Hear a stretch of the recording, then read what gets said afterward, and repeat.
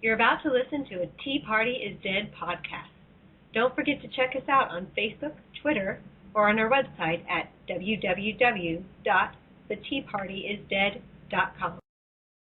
Okay, today we have Kate Arzamastseva. She is from Kentucky and is the chair of the Kentucky Hemp Coalition.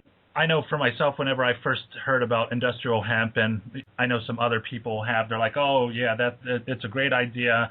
It's something I would definitely support, but it's never going to get off the ground. Well, in Kentucky, not only has it gotten off the ground, but it actually looks like it's going to definitely be pushed forward in the near future. So I was hoping that maybe Kate could talk about how it started in 2001, where it has been, and where it's going to go. So Kate, go ahead and take it from there. Hi, well, thanks for having me on here. I really appreciate it.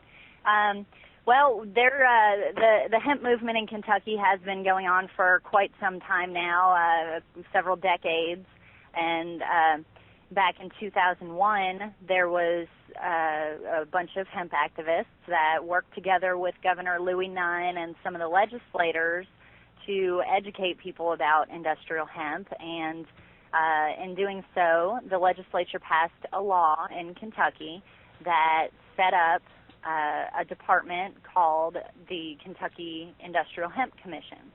And what that is, it's an agency, it's a board of 17 members, and those members are made up of various legislators and members of the Kentucky Sheriff's Association, members of the Department of Agriculture, and some other key members in the hemp industry and the hemp movement. And that commission was designed to do the research and into industrial hemp and kind of push the movement and answer all the questions that the farmers are really asking right now, which is how much money can we make? How are we going to get licensed? How can we actually do this? Who are we going to sell it to? The Industrial Hemp Commission was created to answer those questions. And not only did it create the Industrial Hemp Commission, it also allowed for the Kentucky land-grant universities, which are UK and U of L, I believe, but actually it's open to any university with an agriculture program to grow hemp and to do research in their university into the industrial hemp as well. So unfortunately, none of the colleges have been able to be approved. I think we still are kind of fighting the DEA in that area, and I think it's kind of an issue that's just been dropped because they've never been able to actually grow any hemp for research. So for the last 11 years, the Industrial Hemp Commission has lied dormant. None of the universities are doing any research into industrial hemp, and it just became kind of a non-issue. And then it was about 3 or 4 years ago, Senator Joey Pendleton here in Christian County sponsored legislation that kind of was lighting a fire under the hemp movement and getting people moving again and getting people interested in it. And what his legislation did was actually set up the licensing for industrial hemp farmers. And so it set up a process, which is actually would be handled by the Agriculture Department. But that process essentially is for the farmers to fill out a form to get a license. They would get a background check, and the sheriffs in the county would be notified that hemp is going to be grown on the property. And after that, I mean, if the farmer has any contracts or anything, I think that goes through the Agriculture Department, which is a big regulator. You know, they regulate everything already. So they would work with the Department of Agriculture to actually grow and process and sell their crops. And that's about where we are right now. We are Agriculture Commissioner Comer actually had a press release not too long ago with Senator Rand Paul, and he announced that the Kentucky Hemp Commission was going to start holding meetings again. And he announced that Joe Barrows, who's a former legislator, and he's currently the chair of the Industrial Hemp Commission, he is going to call a meeting of the commission, and his first act as the commissioner, or as the chair, I believe, of the commission, will be to step down and to name the agriculture commissioner as the head of the commission. And right now we know our agriculture commissioner, Jamie Comer, is a big supporter of hemp. He supports anything that is going to be good for our economy and our family farms. So we're hoping that, by him heading up this commission, that we'll be able to have meetings again. We'll be able to have people come in from out of state to educate us about how they're growing it in other countries or other places, or maybe even businesses from other states coming down to talk about how they could use hemp that we've grown in Kentucky. So it will open up a dialogue. Well, I think the two major things you have going for you, and you have many things going for you, but the two major things is that you have a state agriculture commissioner who is supporting this, and you also have a U.S. senator from that state that is also supporting this. If you could just talk about maybe U.S. Senator Rand Paul's involvement in this movement since he's become a senator. Has he been, how supportive has he been, and what has he been trying to contribute?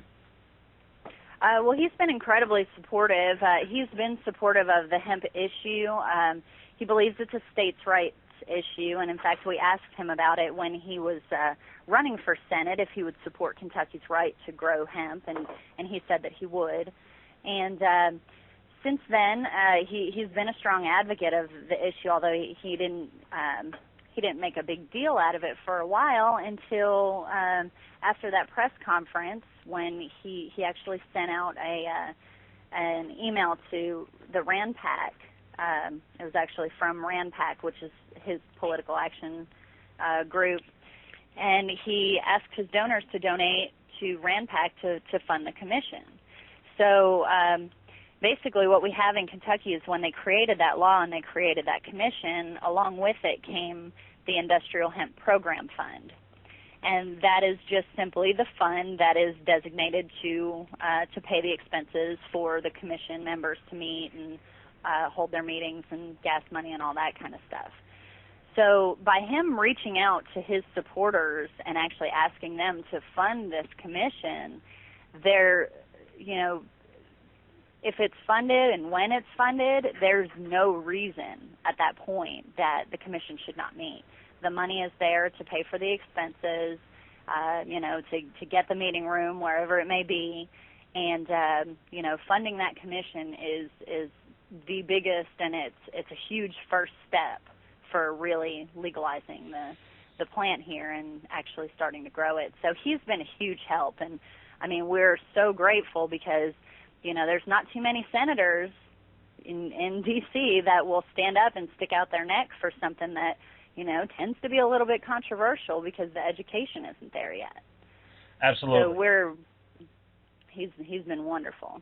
Okay, so once the commission is set up and there's meetings, what other steps are needed in order for this to be legalized? You talked about the DEA's involvement, and I know before this interview you and I spoke about Senator Mitch McConnell having just a few reservations in regards to making sure that it wouldn't overextend the law enforcement in that state. What other steps after that commission and the meetings are going on for full legalization of hemp in Kentucky? Well, I think the easiest way to just get it up and running and get it going, and this would affect everybody in the country, would be for the DEA, for the federal government, to change their scheduling of cannabis.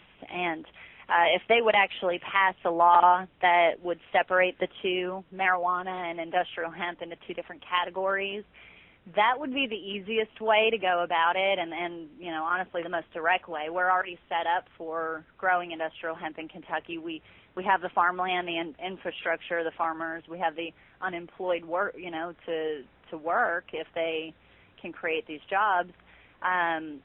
But the DEA is the number one obstacle to actually growing it.